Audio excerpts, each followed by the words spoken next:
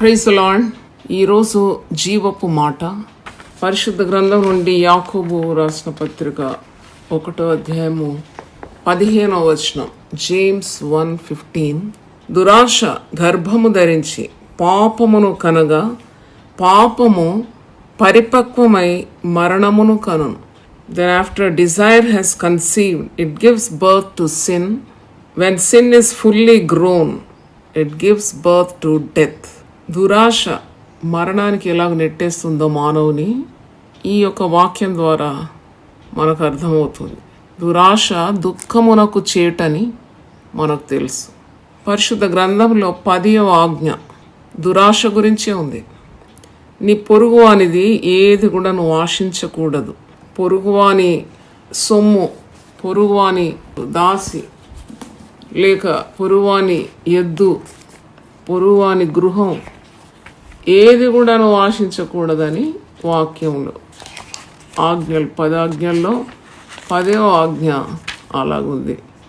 నిర్గమకాండం 20వ అధ్యాయము 17వ వచనం. Book of Exodus 20th chapter 17th verse దురాశ గురించే ఉంది.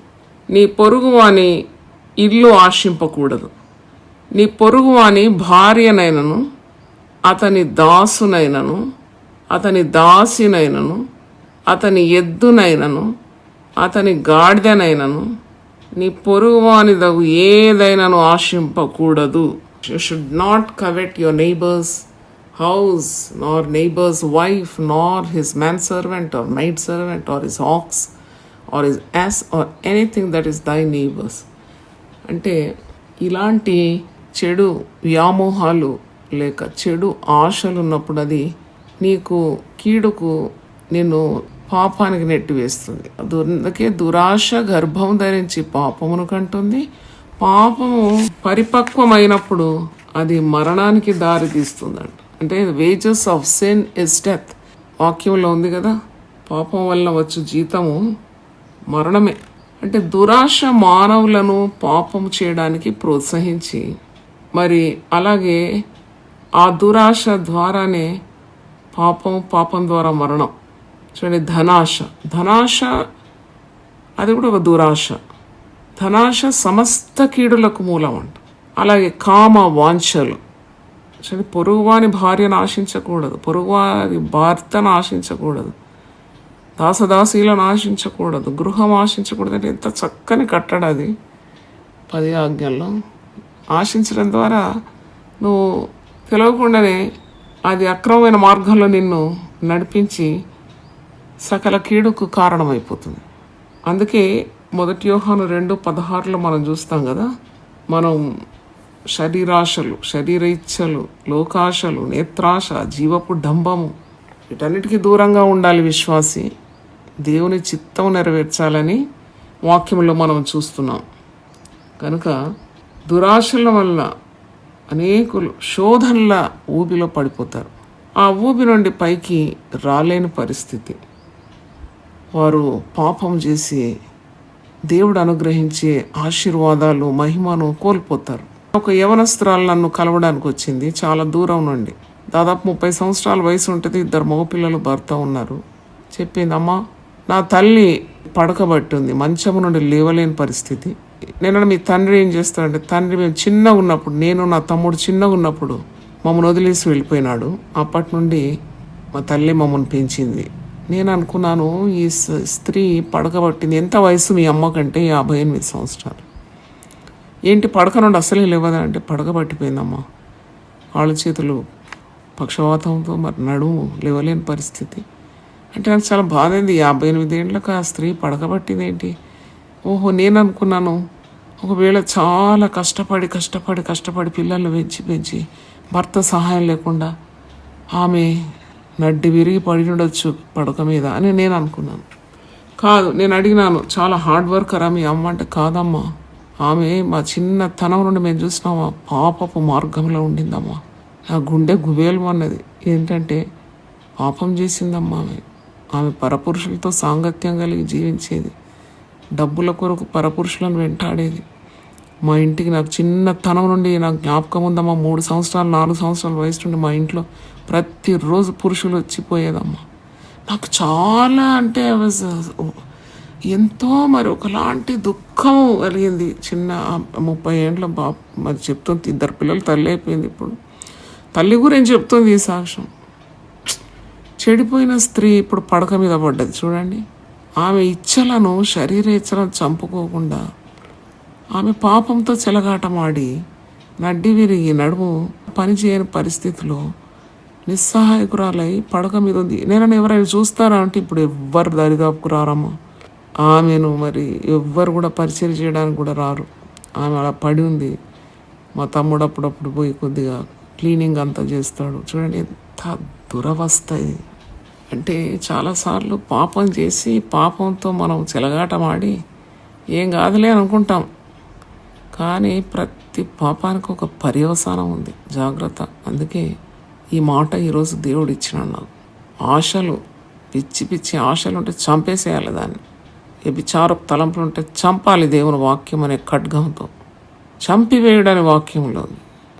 పరిశుద్ధ గ్రంథం కొలసి పత్రిక 3వ అధ్యాయం చదివినప్పుడు ఇలాంటి దురాశలు, కామాభిలాషలు లేక శరీర ఇచ్చలు, నీకు చెందని వస్తువును ఆశిస్తున్నావంటే కిల్ ఇట్ అంటాడు, చంపివేయండి. ఆ మాట మీకు చదివి వినిపిస్తాను. కొలసి పత్రిక 3వ అధ్యాయము 5వ వచనం. కావున భూమి మీదనున్న మీ అవయవములను అనగా జారత్వమును, అపవిత్రతను, కామాతురతను, దురాశను, విగ్రహారాధనైన ధనాపేక్షను చంపివేయడంట. ఒకసారి వాక్యం ఎలా చంపాలి ప్రభు అంటే, నేను ఇవ్వలేదా చేతికి ఆత్మ ఖడ్గం ఇచ్చినాను కదా, 2 అంచులు గల మరి పదునైన ఆత్మ ఖడ్గం ద్వారా దాన్ని చంపివేయాలంతే. It should be removed from your thoughts and from your actions. ఎలాగూ మరి పవిత్రత ఒక విశ్వాసి కలగాలి అంటే ఇది ఒక పోరాటం. ఈ పోరాటంలో విజయం ఇస్తానన్నాడు. అన్నిటిలో అత్యధికమైన విజయం సాధించగలరు విశ్వాసులు, ఎందుకంటే వారు దేవుని సహాయం కోరాలి. ఈ పాప ఊబిలో పడిపోకూడదు. దేవుడు నిలబెట్టుటకు శక్తిమంతుడు. అలాంటి దురాశలు వచ్చినప్పుడు వెంటనే మోకరించి ప్రార్థన చేసి పరిశుద్ధాత్మ సహాయాన్ని కోరాలి. దేవుడు తన ఆత్మతో నింపుతానన్నాడు కదా.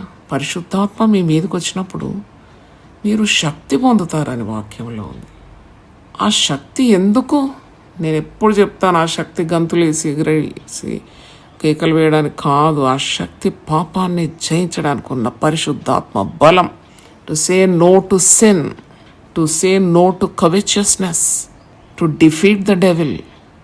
సాతాను వచ్చే ప్రేరణ దాన్ని అణగదొరకడానికి, పాపపు కార్యాలు, కోరికలను జయించడానికి పరిశుద్ధాత్మ శక్తి విశ్వాసులు కావాలి. విశ్వాసులు యుద్ధంలో పోరాడి తమలోని కోరికలను, తమలోని పాపమును, లోకాశల మీద విజయాన్ని సాధించాలి. కొందరు అంటారు, మాకు అలాగూ శోధనలో పడిపోయినామమ్మా మేము, అలాగ శోధన వచ్చేసిందమ్మా, దేవుడే మమ్మల్ని శోధించినాడని. దేవుడు ఎవ్వరిని శోధించాడు. ఆ వాక్యం కూడా మీకు చూపెట్టాలి. దేవుడు ఎవ్వరిని శోధించాడు. శోధించేది సాతానుడు. వాని పేరే శోధకుడు. అంటే శోధన నువ్వు జయించలేకపోతున్నావు అంటే శోధకుడు నిన్ను మరి నీ మీద విజయం సాధించినట్టే. యాకోబు రాసిన పత్రిక 1వ అధ్యాయము 13వ వచనంలో ఈ మాట ఉంది. ఆయన ఎవరిని శోధింపడు గనుక ఎవడైనాను శోధింపబడినప్పుడు నేను దేవుని చేత శోధింపబడుచున్నాను అని అనకూడదు. ప్రతి వాడును తన స్వకీయమైన దురాశ చేత ఈడ్వబడి మరలు కొల్పబడు వాడై శోధింపబడు. దేవుడు ఎవరిని శోధించడు. ఆ శోధన సాతాను నుండి వచ్చింది. వాని స్వకీయ దురాశల చేత వాడు ఈడ్వబడుతున్నాడు. వాడు సత్యమైన మార్గం నుండి వాడు మరలు కొల్పబడుతున్నాడు. శోధింపబడి సాతాను చేత ఓడింపబడుతున్నాడు. కానీ అదే వాక్యంలో శోధన సహించువాడు ధన్యుడు, అతడు శోధనకు నిలిచిన వాడై ప్రభు తన్ను ప్రేమించు వారికి వాగ్దానం చేసిన జీవ కిరీటం పొందును. ఇక్కడ ఎంత మంచి వాగ్దానాలు పరిశుద్ధ గ్రంథంలో జయించు వారికి ఉన్న వాగ్దానాలు ఒకసారి ప్రసంగం చేయాలని. ఎందుకంటే so many promises for those who have dominion of everything. అంటే సాతాను నడదొక్కి పాపాన్ని అణిచివేసి దేవుని వాక్యాన్ని హృదయంలో నింపుకొని దైవ కార్యాలు చేస్తూ దేవుని చిత్తాన్ని తూచా తప్పకుండా చేసేవాడు పొందే ఘనత, మహిమ, ప్రభావము అన్నీ పొందుకుంటాడు. ఎందుకంటే దేవునికి కలిగినవన్నీ కూడా మనవే కదా. జీవ కిరీటం ఇస్తానంటున్నాడు. కనుక వెంటనే సాతాను ఓడించడానికి మార్గాలేంటి మరి? యాకోబు పత్రిక 4వ అధ్యాయము 7వ వచనం, దేవునికి లోబడి ఉండుడి, అపవాదిని ఎదిరించుడి, అప్పుడు వాడు నీ యొద్ద నుండి పారిపోవు. చాలామంది అపవాదిని ఎదిరిస్తారు, దేవునికి లోబడరు. సాతానా పో బైబిల్ పట్టుకొని నెత్తి మీద కొట్టి. అస్సలు బైబిల్లో అలా రాసేలేదు ఎక్కడ, బైబిల్ పట్టుకొని దయ్యాన్ని కొట్టాలని. నువ్వు దేవునికి లోబడి ఉండాలి. బైబిల్ అంటే దేవుని మాటలు, దేవుని ఆజ్ఞలు. దానికి లోబడి ఉన్నప్పుడు నీకు ధైర్యం కలుగుతుంది, పరిశుద్ధాత్మ నిన్ను ఆవరిస్తుంది. అట్టి శక్తితో నువ్వు సాతాన్ని ఎదిరించినప్పుడు వాడు నీ వద్ద నుండి పారిపోతాడు. అందుకే సగమే చదవద్దు, వాక్యం ఫుల్గా చదవాలి. దేవునికి లోబడి ఉండి అనే మాట వదిలేసి అపవాదిని ఎదిరించుడి, వాడు వద్ద నుండి పారిపోనట్టు. అపవాది ఎందుకు పారిపోతాడు? నీ గుండెలో పీఠం వేసుకొని కూర్చుంటాడు. నువ్వు దేవునికి లోబడకుండా అపవాదిని ఎదిరిస్తే. దేవునికి లోబడితే వాడు భయపడతాడు. దేవుని బిడ్డను, నేను ఆ పని చేయజాలను. నేను దేవుని బిడ్డను, నేను అతిక్రమం జోలికి పోను. నేను దేవుని బిడ్డను, నేను వ్యభిచారం చేయలేను. నేను దేవుని బిడ్డను దొంగిలించను. నేను దేవుని బిడ్డను, దేవుని ఆజ్ఞను మీరను అని సాతానుతో సవాల్గా మాట్లాడి చూడు, నీ యొద్ద నుండి పారిపోతాడు వాడు. అందుకే దేవునికి లోబడి ఉండాలి. Resist the temptation, should not yield to the temptation. 1 కొరింథీ 10:13 ఉంది, శోధన పడిన వానికి సహాయం చేయడానికి దేవుడు సమర్థుడు, నమ్మదగిన వాడు, శోధనలో నుండి తప్పించుకునే మార్గం నీకు ఇస్తాడు.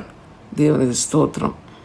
అందుకే God never tempts a man to sin, God hates sin. దేవుడు ఎందుకు నిన్ను శోధిస్తాడు? దేవునికి అసలు పాపం అంటే అసహ్యం. పాపం చూసి కనుగొట్టే దేవుడు కాడు మన దేవుడు. పవిత్రుడు, పరిశుద్ధుడు. పరిశుద్ధంగా ఉండడానికే మనల్ని పిలిచినాడు.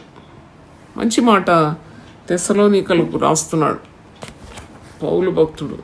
పరిశుద్ధంగా మీరు ఉండడమే దేవుని చిత్తం. ఏదో చెల్లిపోతుందని అనుకోకండి. నేను ప్రసంగం చేస్తున్నా, నేను వాక్యాలు చదువుతున్నా, నేను పాటలు పాడుతున్నా, నామాలు వల్లిస్తున్నా, కొద్దిగా పాపం చేస్తే ఏం కాదులే అని అనుకున్నావా? మోసపోతావు. అందుకే మోసపోకుడి, దేవుడు విక్రింపబడడు. మనుషుడు ఏది విత్తునో ఆ పంటనే కోయను. దేవుడు క్షమిస్తాడులే. అది మోసపోవడం అన్నమాట.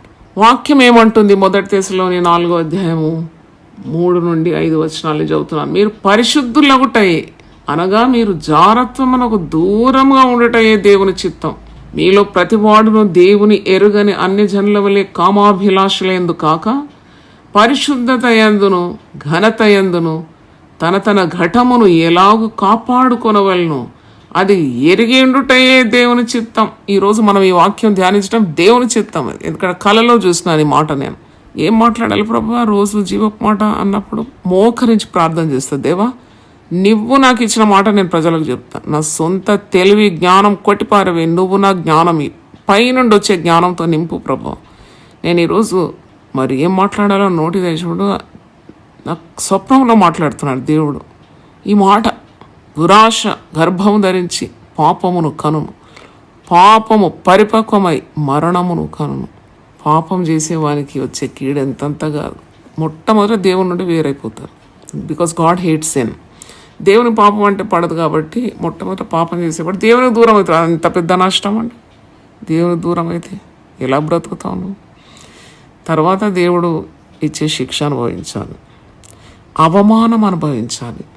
ఎంత పైకి నీవు ఎదిగినావో చాలా ఒదిగి అణిగి మణిగి దేవుని రెక్కల క్రింద దీనునిగా లేకుంటే అహంకరిస్తే కాలు జారి పడిపోతావు. ఎంతెత్తున ఎదుగుతావో అంత వేగంగా కిందికి జారిపోతావు. ఎంత అపాయం అది, అపాయకరం. క్రిందున్నవాడు పడితే పెద్ద గాయాలు ఉండవు, కానీ చాలా ఎత్తుగా ఎదిగిన వాడు పడితే అని ఎత్తి పగిలిపోతుంది. కనుక మనం ఎదిగిన కొలది దేవునికి దగ్గరగా ఉండాలి. The more close to God, because lord you have really blessed me like anything. ఈరోజు నేను ప్రార్థించేటప్పుడు ఇదే ప్రార్థించి, దేవా అసలు ఊహకు మించిన రీతిగా నన్ను ఆశీర్వదించిన, ఆరోగ్యపరంగా కానీ ఆశీర్వాదాల పరంగా కానీ నీ సేవ విషయంలో కూడా నువ్వు నన్ను చాలా దీవించినావు. I thank you Lord. I should be faithful to you, I should be loyal to you. నీకు నమ్మదగిన వ్యక్తిగా నన్ను అంతవరకు కొన ఊపిరి నా నుండి వెడలిపోయేంత వరకు నమ్మకత్వం నాకు దయచే ప్రభు అని ప్రార్థించినాను. దేవుడు ప్రార్థన ఆలకిస్తాడు, తప్పకుండా ఆలకిస్తాడు. కనుక మనము ఈ వాక్యం ద్వారా ఈరోజు హెచ్చరింపబడాలి.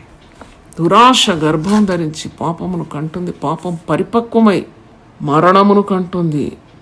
పాపంలోకి వచ్చే జీతము మరణమే. పాపం చేయి ప్రతివాడు అపవాది సంబంధి, వాడు దేవుని సంబంధి కాదు. పాపం మీద విజయం కావాలంటే ప్రార్థన చేయాలి, పరిశుద్ధాత్మ శక్తిని పొందుకోవాలి, దేవునికి లోబడి ఉండాలి, అపవాదిని ఎదిరించాలి. అప్పుడు వాడు మీ యొద్ద నుండి పారిపోతాడు. యేసు ప్రశస్తమైన రక్తం ప్రతి దుర్నీతి నుండి, ప్రతి అపవిత్రత నుండి మనల్ని విడిపిస్తుంది. ఎప్పుడు నీకు అందుబాటులో ఉంది పరిశుద్ధమైన యేసు రక్తము. అంటే బుద్ధిపూర్వకంగా పాపం చేసి యేసు రక్తం అని అనడం కాదు, కానీ సహాయం కోరుకోవాలి. సహాయం, lord help me to live a perfect life, help me to live A Holi life. ఒక పరిశుద్ధమైన జీవితం జీవించడానికి నా నోరు పవిత్రంగా ఉండాలి, నా తలంపులు పవిత్రంగా ఉండాలి, నా మాటలు, నా హృదయ ధ్యానము నీకు అంగీకారంగా ఉండాలి. నీకు ఆయాసకరమైన మార్గం ఏదున్నా క్షమించి నిత్య మార్గంలో నడిపించి ప్రభువా, నీ రక్త ప్రోక్షణ నా మీద నీవు దయచేయమని ప్రార్థన చేయాలి. దేవుడు తప్పకుండా దీనిలో ప్రార్థన అంగీకరించి పవిత్రమైన మార్గంలో, పరిశుద్ధమైన మార్గంలో, మచ్చలేని జీవితాన్ని దేవుడు మనకు అనుగ్రహిస్తాడు. దేవునికి స్తోత్రం, హల్లెలూయా. నేను భక్తుల జీవితం చదివినప్పుడు, చరిత్ర చదివిన భక్త్ సింగ్ గారిది కొన్ని కార్యాలు నేను చదివిన. How he remained faithful until end. బిలీగ్రామ్ గారి గురించి చదివినాను. ఎంత గొప్ప భక్తులు వాళ్ళు. ఈ దినాల్లో భక్తులను అనుసరించేటట్టు లేదు, కానీ కొంతమంది ఉన్నారు, వాళ్ళు ఐకాన్స్గా నిలబడిపోయినారంటే you can just follow their foot paths. ఎంత గొప్ప భక్తులు, మచ్చలేని జీవితాలు. అంటే they were so much close to God. ఎంత దేవునికి దగ్గరగా నడిచినారంటే సాతానుడు ఏం చేయలేకపోయినాడు, పడేయలేకపోయినాడు. అందుకే దేవుని వాక్యం హృదయంలో నిండుగాను ఉంటే నీ అడుగులు జారకుండా దేవుడు కాపాడగలడు. దేవునికి స్తోత్రం. దేవుడు మనలందరినీ ఆశీర్వదించి పవిత్రమైన పరిశుద్ధమైన మార్గంలో నడుపును గాక. పాప సముద్రమందు పగిలే నా హృదయ నావాను దరికి యేసు నడిపించు చక్కా చేసి. పాప సముద్రమందు పగిలే నా హృదయ నావాను దరికి యేసు నడిపించు చక్కా చేసి. ప్రక్కలో కారిన రక్త చుక్కలో దర్శనమిమ్ము. ప్రక్కలో కారిన రక్త చుక్కలో దర్శనమిమ్ము. నా తండ్రి నడుపు సత్య నూతన మార్గమందు. నా తండ్రి నడుపు సత్య నూతన మార్గమందు.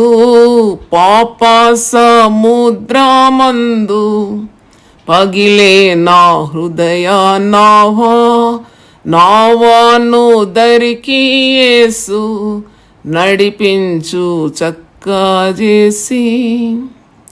నజరేయుడ యేసు నీదు నాణ్యాపు ముఖమును చూసి.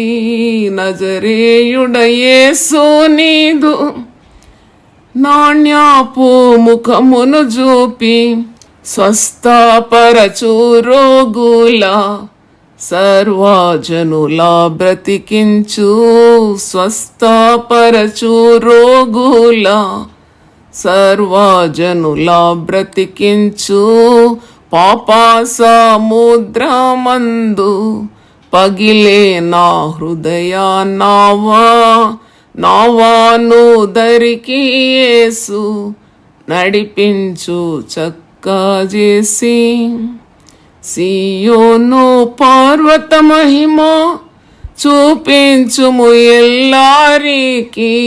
సియోను పర్వత మహిమ చూపించుము ఎల్లారికి. నా హృదయముపై నున్న నల్ల తెరను చింపుమా. నా హృదయముపై నున్న నల్ల తెరను చింపుమా పాప సముద్రమందు పగిలే నా హృదయ నావాను దరికి యేసు నడిపించు చక్కజేసి నా ప్రాణ ప్రియుడు యేసు నా ప్రార్థన వినుమా నా ప్రాణ ప్రియుడు యేసు నా ప్రార్థన వినుమా సంపూర్ణునిగా చేయు చక్కని దర్శనమిచ్చి సంపూర్ణునిగా చేయు చక్కని దర్శనమిచ్చి పాప సముద్రమందు పగిలే నా హృదయ నావాను దరికి యేసు నడిపించు చక్కజేసి. హల్లెలూయా. ప్రార్థన చేసుకుందాం. ప్రభువాని పరిశుద్ధ నామమున స్తోత్రం. దురాశ గర్భం ధరించి పాపమును కనగా పాపము పరిపక్వమై మరణమును కనును. Lust has conceived, it bringeth forth sin, and sin when it is finished bringeth forth death.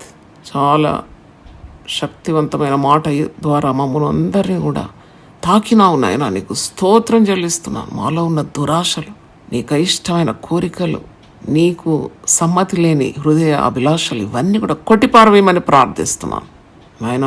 నీ చిత్తము నెరవేర్చడానికి మాకందరికి సిద్ధమైన హృదయం దయచేయండి.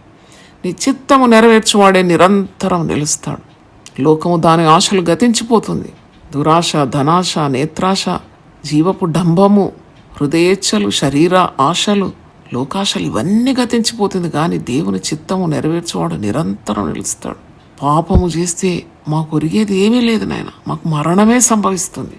పాపం వల్ల వచ్చు జీతం మరణం అని రాసింది రోమా 6:23. అవును, క్రీస్తు యేసునందు విశ్వాసం ద్వారా మేము నిత్య జీవాన్ని స్వతంత్రించుకోవాలి. ఈ యొక్క జీవితంలో మేము పరిశుద్ధులగుటకే మమ్మల్ని పిలిచినావు. పరిశుద్ధమైన జీవితం జీవించడం నీ చిత్తమై ఉన్నది కనుక నీకు వందనాలు చెల్లిస్తున్నాను. పరిశుద్ధ మార్గంలో నిలబెట్టడానికి నువ్వు శక్తిమంతుడు నాయన. పరిశుద్ధాత్మ మీ మీదకి వచ్చినప్పుడు మీరు శక్తి పొందుకుంటారని సెలవిచ్చినావు. మేము ఈ లోకంలో కోరుకునేది పరిశుద్ధాత్మ బలం, పరిశుద్ధాత్మ శక్తి. దేవునికి విధేయులైనప్పుడు సాతాన్ని ఎదిరిస్తే వాడు పారిపోతాడు ప్రభు. వాడు ఏం చేయలేడు. శోధనలో నుండి తప్పించటకు నువ్వు శక్తిమంతుడవై ఉన్నావు. తప్పించుకునే మార్గాలు మాకు అనుగ్రహిస్తానని వాగ్దానం చేసిన దేవా, ఈరోజు ఈ వాక్యం ద్వారా మా అందరితో మాట్లాడినాడు. నీకు ఇష్టమైన మార్గంలో మనం తొలగించి సత్య మార్గంలో, నిత్య మార్గంలో, సూటి అయిన మార్గంలో నడిపించమని యేసు పరిశుద్ధ నామములో అడుగుతున్నాను తండ్రి. ఆమెన్. దేవుడు మనల్ని సమృద్ధిగా ఆశీర్వదించునుగాక, మనల్ని సత్య మార్గంలో నడిపించునుగాక. ఆమెన్. God bless. ప్రతిదినం దేవునితో నేను. కుటుంబ వ్యవస్థలు, జీవన విలువలు అస్తవ్యస్తంగా మారుతున్న ఈ రోజుల్లో ప్రభువు దాసురాలు రెవరెండ్ డాక్టర్ జాయ్ చెరియన్ గారు దైవ దర్శనంతో ప్రభువు సన్నిధిలో కనిపెట్టి పొందిన 366 విభిన్న ధ్యానాంశములను ప్రతిదినం దేవునితో నేను అనే పుస్తక రూపంలో ప్రపంచానికి అందించారు.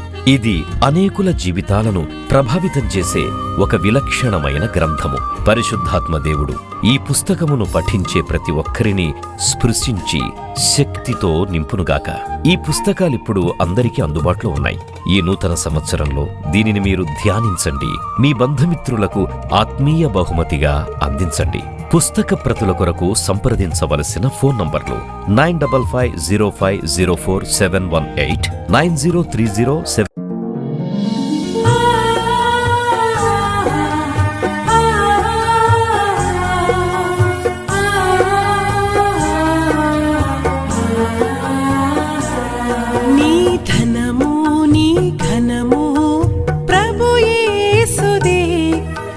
దశమా భాగమునీయ వెనుదీతువా. నీ ధనము నీ ఘనము ప్రభు యేసుదే, నీ దశమా భాగమునీయ వెనుదీతువా. ధరలోన ధనధాన్యములనీయగా కరుణించి కాపాడి రక్షింప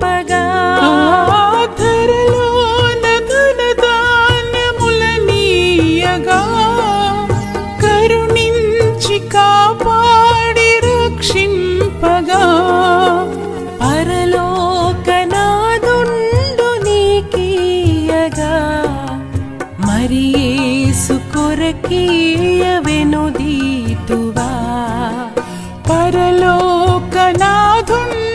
నీకీయగా మరి యేసు కొరకీయ వినుదీతువా నీ ధనము నీ ఘనము ప్రభు యేసుదే నీ దశమా భాగము నీయ వెనుదీతువా